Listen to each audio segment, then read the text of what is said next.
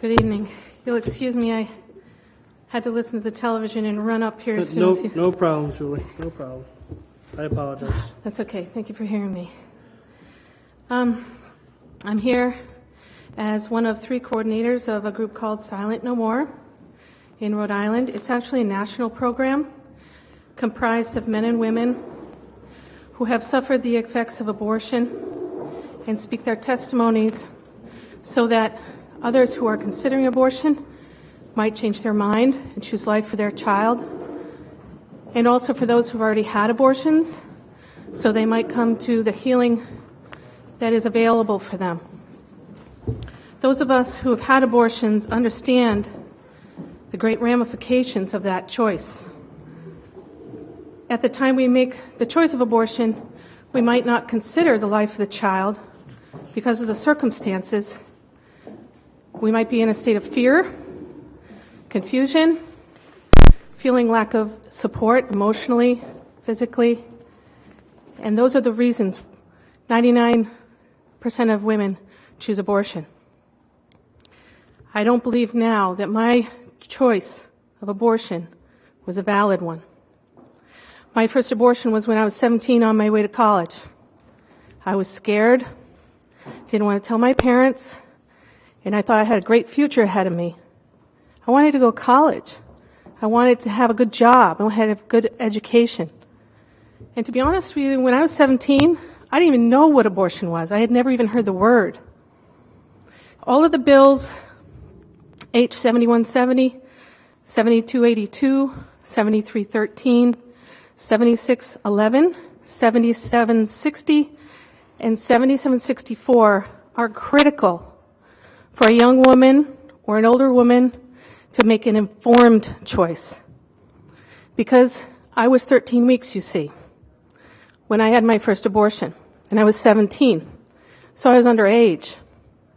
I went over the border into Connecticut, where a family member had told me that she would help me get an abortion because she had had one too, and I thought it was going to get rid of my problem. Because you see, I was only thinking of myself, I wasn't thinking of my child. I was young, immature. So I figured this family member had done it. It must be okay. It's legal.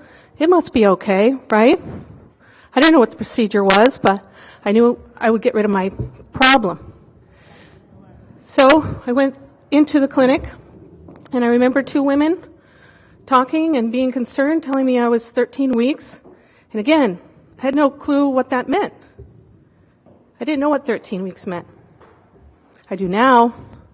I know now that's the second trimester, and I know now that it requires that the physician dismember my baby's body in order to remove it. I didn't think about that until just recently when people started talking about dismemberment abortions. And I've been through healing, praise God, but it came up, another wound came up when I said, wait a minute, I was 13 weeks. They had to use dismemberment technique.